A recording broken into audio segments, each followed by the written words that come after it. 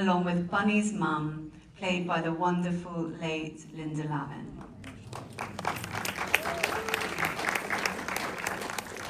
The show also has fabulous guest stars like Pamela Adlon, Jessie Tyler Ferguson, Rhea Perlman, Judd Hirsch, and Billy Lord. Joining us virtually today is executive producer and starring as Bunny, live from New York, Nathan Lane. And please welcome to the stage executive producer and starring as Jerry, Matt Bomer. And starring as Arthur, Nathan Lee Graham.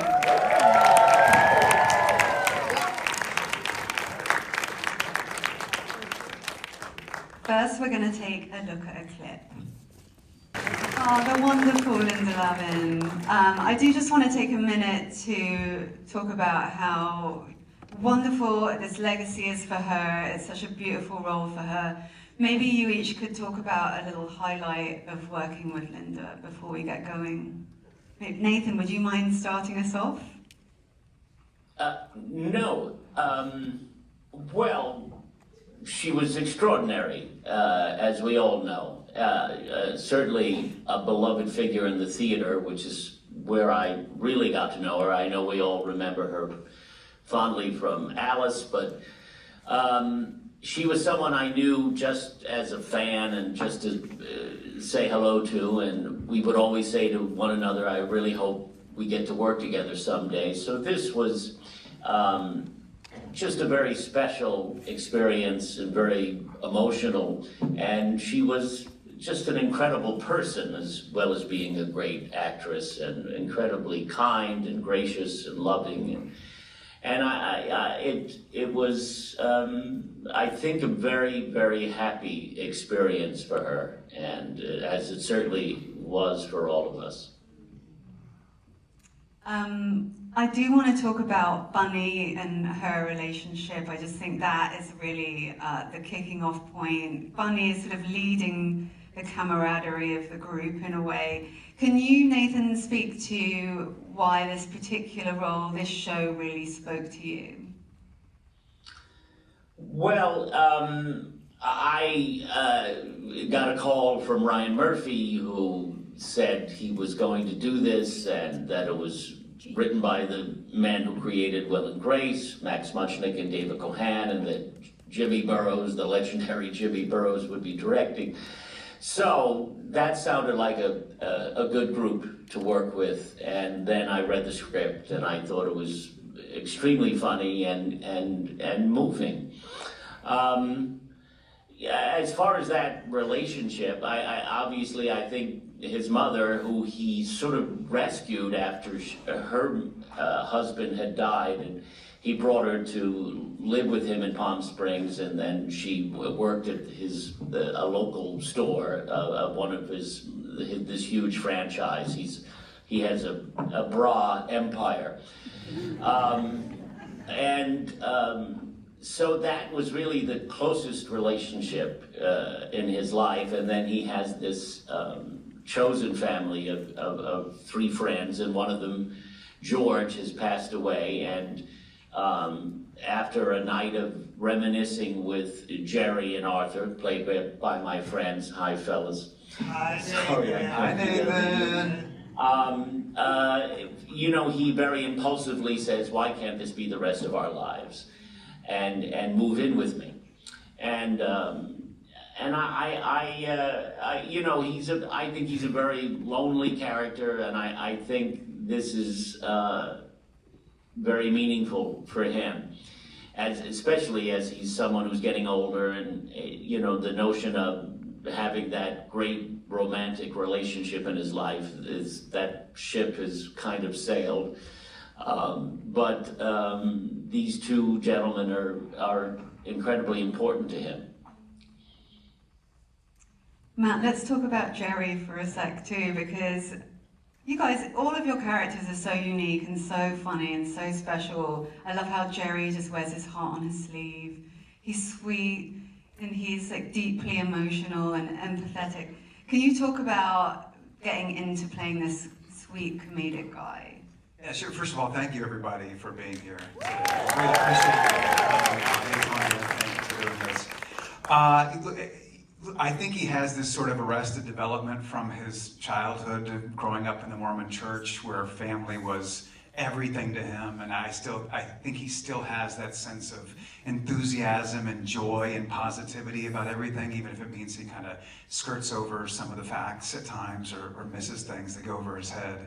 But yeah, to me, that was so integral to what the show is about, which is found family, and it made all the sense in the world to me that somebody who spent his entire childhood wanting to celebrate family, and then being, removed from that so drastically, to then make all the sense for him to want to cohabitate with the two people he loves the most in the world. So I love his sense of positivity, having spent the past decade playing repressed and traumatized characters. It was so appealing to me to get to go to work and try to embrace an open heart and positivity.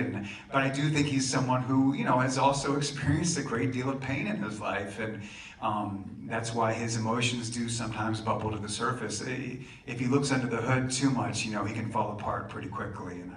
So there were a lot of fun dynamics at play, and obviously working with these gentlemen, and I'd worked with Max and David and Jimmy on Will and Grace, and Mr. Murphy on several productions, so it just seemed like a really great environment to walk into, particularly in 2025. Yeah, we need plenty of comedy in our lives right now. Nathan Lee, Arthur is just the king of the zinger. He just drops these truth bombs. And you're just like the foil to the rest of the chaos, and I absolutely love that. And how much fun was this? And tell me about kind of embracing the zinginess of it all. Thank you very much for saying that, and it's a pleasure to see you all this afternoon. I like to think of Arthur being joyfully irritated all the time. But he means it in a loving way, of course. Everything is coming from a place of love. He wants the world to look good because it might just make you feel better inside. When you put on a happy face, when you put on a lovely chemise or a lovely gown or a lovely pair of trousers. So I think that he really wants that. He wants the world to feel better about themselves. And so that's one of the things I really love about Arthur, is that he really is interested in everyone being their best selves, their most authentic self. And he wants to help you find that, I wish I was as direct as Arthur is in real life. I'm a little bit more Switzerland myself, a little bit more diplomatic. And Arthur also has a lot more sex than I've ever had. So I'd like to explore that too. Yeah, perhaps. Maybe. Maybe. And I was wondering if having a background in theatre also kind of feeds into this, because it just feels quite like theatre, doesn't it? I don't know if all of you can speak to that. Absolutely. I think all of us can speak to that, because that's one of the reasons our chemistry is so good, I think. One of the many reasons is that we all have these theater backgrounds, and so in the theater you have to come together very quickly to make something happen. You have to come in, uncross your arms, and be very vulnerable immediately. And it was so easy to do with this group because, quite frankly, I'm a fan of everyone's work. And when you're a fan of everyone's work, including Mr. Barrows, Max and David, and the Ryan Murphy, it just was, it was like, how can I bring my A game and show up to be with these wonderful people and play ball, Look with these two gentlemen. These are two of the most iconic comedic actors we have. It was so fun to go to work and watch and learn. And Linda as well led us all with such a gentle and beautiful grace and taught by example. And talk about somebody who's a genius in this medium. And then Absolutely. To have these brilliant writers and Jimmy Burrows guiding us. But yeah, I do think it was it was helpful that we all came from the theater, but I had as much fun watching my cast members as I had playing the role myself. What about you, Nathan, bringing your theatrical experience to a show like this?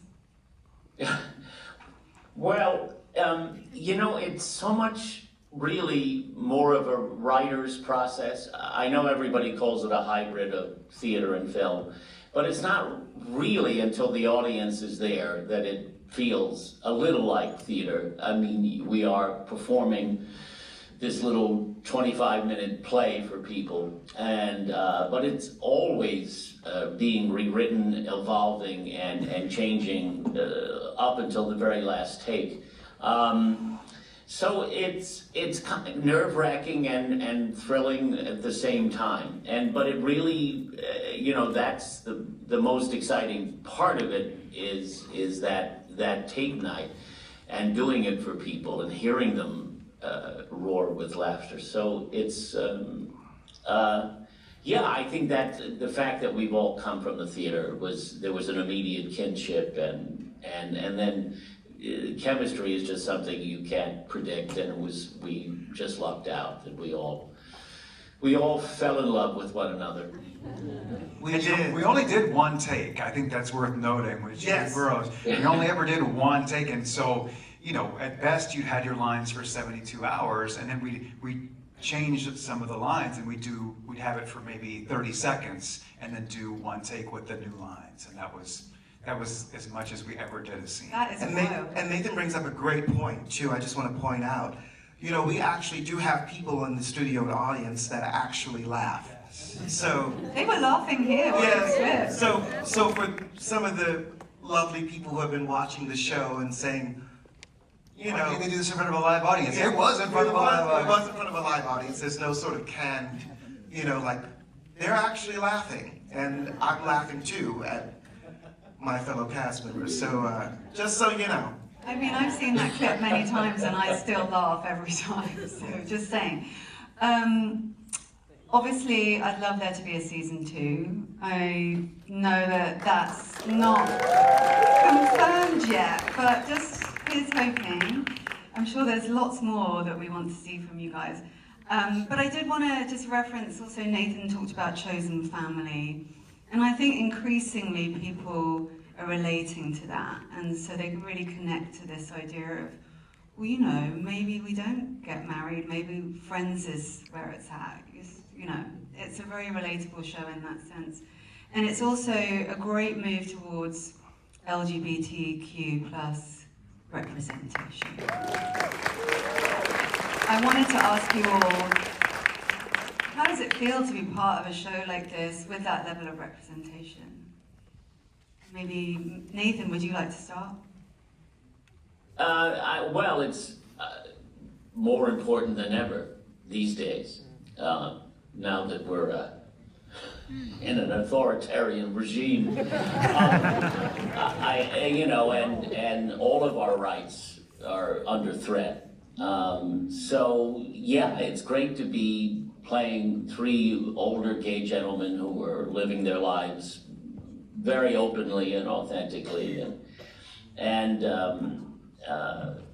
I think it's an important time for that, and also obviously a very important time to have a comedy like this.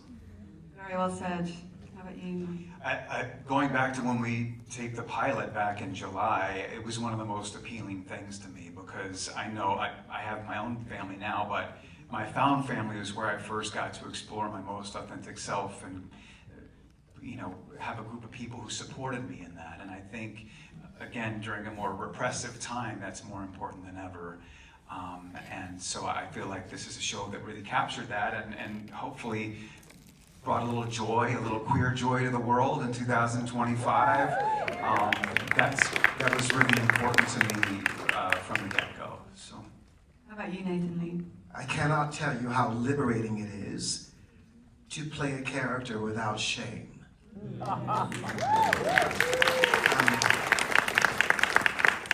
And that lives through the first episode. It's just